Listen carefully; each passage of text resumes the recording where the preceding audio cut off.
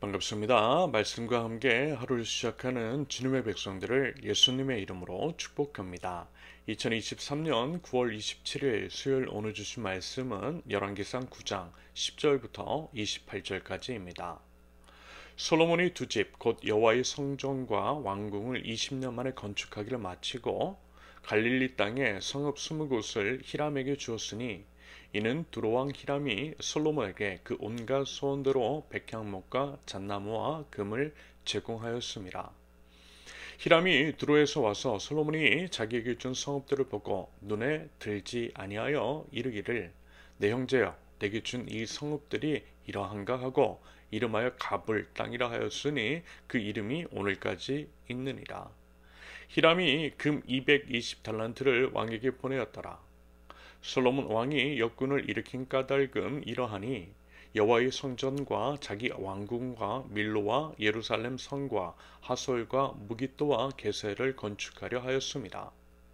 전에 애굽 왕 바로가 올라와서 게셀을 탈취하여 불사르고 그 성읍에 사는 가나안 사람을 죽이고 그 성읍을 자기 딸 솔로몬의 아내에게 예물로 주었더니 솔로몬이 게셀과 아래 벳호론을 건축하고 또 바알락과 그 땅에 들에 있는 다드몰과 자기에게 있는 모든 국고성과 병거성들과 마병의 성들을 건축하고 솔로몬이 또 예루살렘과 레바논과 그가 다스리는 온 땅에 건축하고자 하던 것을 다 건축하였는데 이스라엘 자손이 아닌 아모니 사람과 헷 사람과 브리스 사람과 키위 사람과 여부스 사람 중 남아있는 모든 사람 곧 이스라엘 자손이 다 멸하지 못하므로 그 땅에 남아있는 그들의 자손들을 솔로몬이 노예로 역군을 삼아 오늘까지 이르렀으되 다만 이스라엘 자손은 솔로몬이 노예를 삼지 아니하였으니 그들은 군사와 그 신하와 고관과 대장이며 병거와 마병의 지휘관이 됨이었더라. 솔로몬이 이를 감독하는 우두머리 550명이 있어 일하는 백성을 다스렸더라. 바로의 딸이 다윗성에서부터 올라와 솔로몬이 그를 위하여 건축한 궁에 이를 때에 솔로몬이 밀로를 건축하였더라. 솔로몬이 여호와를 위하여 쌓은 제단 위에 해마다 3번씩 번제와 감사의 제물을 드리고 또 여호와 앞에 있는 제단에 분향하니라. 이에 성전 짓는 일을 마치니라. 솔로몬 왕이 에돔 땅 홍해 물가의 엘롯 근처 에시온 게벨에서 배들을 지은지라. 히람이 자기 종 곧 바다에 익숙한 사공들을 솔로몬의 종과 함께 그 배로 보내매 그들이 오빌에 이르러 거기서 금 420달란트를 얻고 솔로몬 왕에게로 가져왔더라. 아멘. 사람을 보고 사람에게 시선을 두면 반드시 실망하기 마련입니다. 설령 지금 당장은 혹 아니라 할지라도 언젠가는요 실망하는 때가 찾아옵니다. 그러므로 사람은 사랑의 대상일 뿐 믿음의 대상은 아니라는 말은요 참으로 맞는 말이라 생각합니다. 특히 이제 우리 신앙인들은요 이 점을 유념해야 합니다. 보이지 않으시는 하나님을 믿고 있기 때문에 하나님이 아닌 보이는 사람에 휘둘릴 가능성이 크기 때문입니다. 그것을 이용하는 악한 무리들도 있죠. 일단 하나님은요 이 점을 분명히 아셨어요. 보이는 것들로 판단을 하고 그것들에 휘둘릴 수 있는 인간의 연약함을 너무나 잘 아셨습니다. 그래서요 그 어떤 것의 형상도 만들지 말라고 강하게 경고하셨던 것입니다. 출애굽기 20장 4절 너를 위하여 새긴 우상을 만들지 말고 또 위로 하늘에 있는 것이나 아래로 땅에 있는 것이나 땅 아래 물속에 있는 것의 어떤 형상도 만들지 말며 하나님에 관한 형상도 그렇습니다. 여러분 그런데요 사실 당연한 것 아니겠습니까? 온 우주에 충만하신 하나님 그 하나님을요 성경 안에 다 담을 수 없는 것처럼 그 하나님을 우리가 결코 묘사할 수 없는 것은 당연합니다. 이런 이유로 우리 기독교 신앙 안에 어떤 그림이나 형상 같은 것들을 두지 않는 것이겠죠. 심지어는 예수님에 대한 그 그림이나 조각 같은 것들이 있는데요. 실은 이런 것도 지양해야만 하는 것입니다. 그리고요, 여러분 어떤 이미지를 보게 되는 순간 그 이미지가 우리를 지배하는 것들이 있습니다. 예를 들어 예수님에 대한 그림을 보면요. 예수님이 정말 그렇게 생기셨을 것이라고 여기는 거죠. 여러분 그래서요 한번 여러분들이 생각하고 있는 예수님의 얼굴을 지금 한번 떠올려 보세요. 그 얼굴은 분명 잘생긴 서양인 미남 얼굴일 것입니다. 그런데요 성경의 묘사가 그리고 이제 예수님이 사시던 지역을 생각해 보면요. 여러분 그렇게 생기실 리가 없거든요.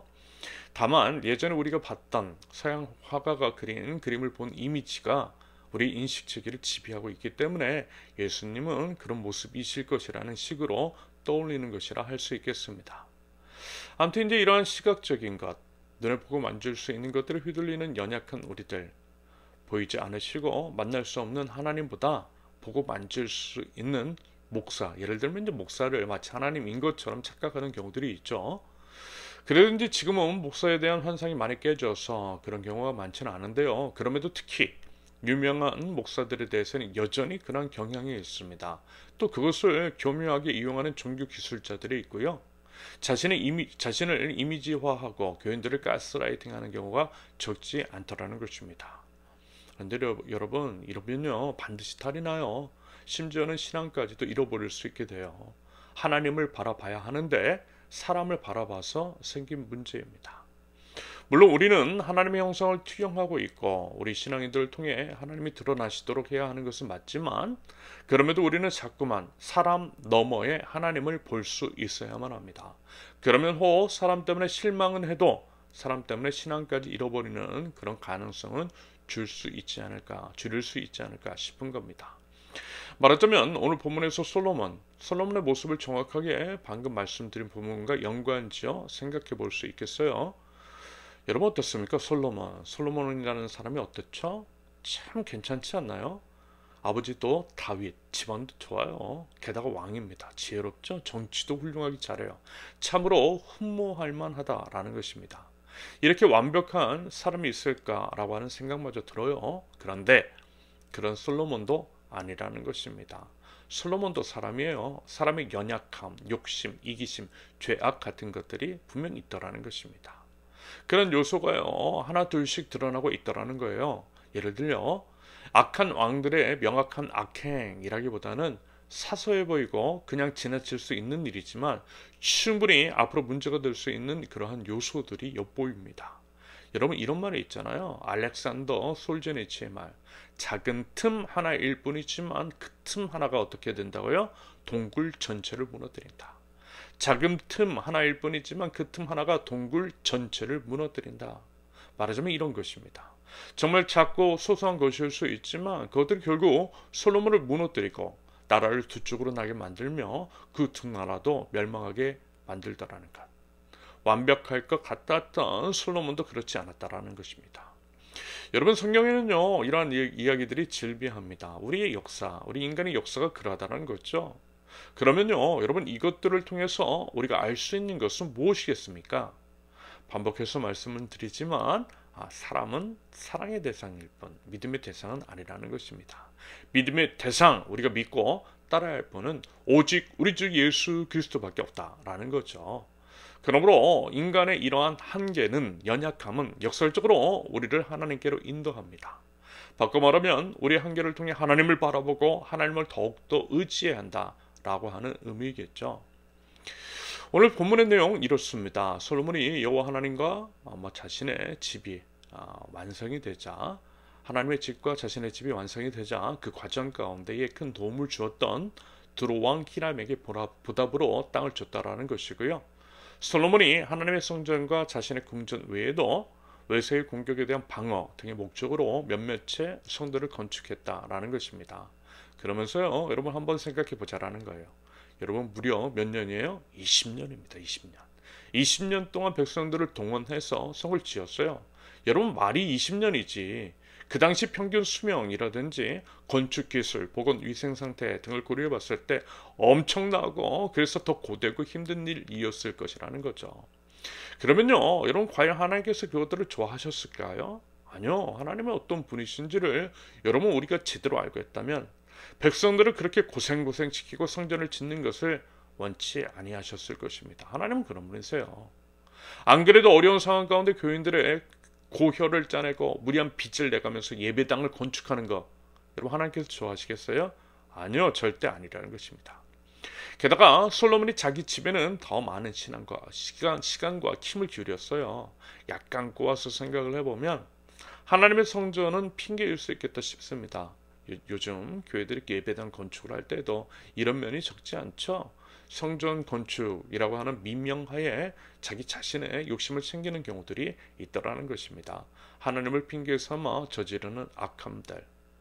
그리고요, 이런 게 있어요. 감사의 표시로 히람에게 땅을 줬는데 어떤 땅 줬대요? 쓸모없는 땅 줬대요. 여러분, 사람이 이렇습니다. 좋은 것 줘야지 쓸모없는 것들을 줘요. 버릴 것을 줘요. 저도 이런 것을 좀 경험해 봤습니다. 그런데 그건 좀 아니잖아요. 주려면 좋은 것 줘야죠. 자기가 아끼는 것 줘야죠. 그런데요, 이 안엔 그보다 더 큰 죄악이 숨겨져 있어요. 땅은 하나님의 것이잖아요. 하나님께서 주신 땅을 함부로 줬대요, 솔로몬이. 그것도 이방인에게. 엘리야 시대 때에 나봇이라는 사람은 하나님께서 주신 땅에 대한 명령을 지키기 위해서 자신의 생명까지 버렸는데 솔로몬은 줬대요, 그냥. 결국 이것은 솔로몬의 하나님에 대한 태도가 예전 같지 않음을, 하나님에 대한 마음이 느슨해지고 하나님을 경외하지 않고 있는 것을 드러낸다고 봅니다. 변절되고 타락한 거죠. 이뿐만이 아니었죠. 하나님은 분명 가나안 땅 원주민을 완벽하게 내쫓으라 명령하셨음에도 불구하고 자신의 건축을 위해서 그 명령을 거역했어요. 자신의 욕심 때문에 말하자면 세상과 타협했다라는 것입니다.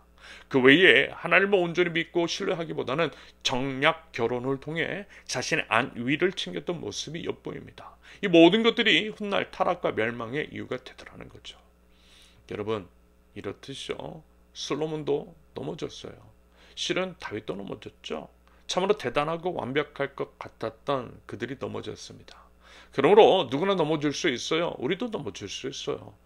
그러므로 더욱더 하나님을 붙들고 매일이 십자가를 짊어지며 우리의 삶을 살펴봐야만 이유가 되는 것입니다. 그리고 앞서 말씀을 드렸던 것처럼요, 여러분, 제발요, 사람 보지 마세요. 하나님 바라보세요. 우리 자신은 주님을 닮기 위해 애를 쓰고 서로의 모습 속에서 하나님의 형상을 발견하며 존귀히 여기고 서로를 사랑해야겠지만, 그렇다고 사람이 하나님은 아니다라고 하는 점은 꼭 유념하시고요. 우리가 마땅히 따라야 할 우리 주님만을 따라 살 수 있기를, 변함없는 마음으로 우리 주님께 온전히 순종하는 삶을 살아가는 저와 여러분들이 되실 수 있기를 예수님의 이름으로 축원합니다. 함께 기도합니다. 하나님 아버지, 거룩하신 주님 앞에 순결하고 정결한 삶을 살기를 원합니다. 아주 작은 것 하나라 할지라도 죄와 악은 십자가 위에 못 박게 하시고 매일이 십자가를 지는 삶을 살아갈 줄 아는 거룩한 백성 되게 하옵소서. 사람이 아니라 하나님께 시선을 두고 사람은 사랑의 대상으로 삼되 믿음의 대상은 오직 주님 한 분뿐임을 인식하며 오직 주님만 바라보고 오직 주님께로 나가는 저희 되게 하옵소서.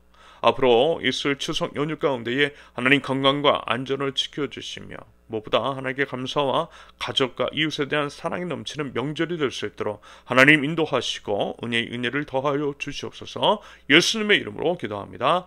아멘.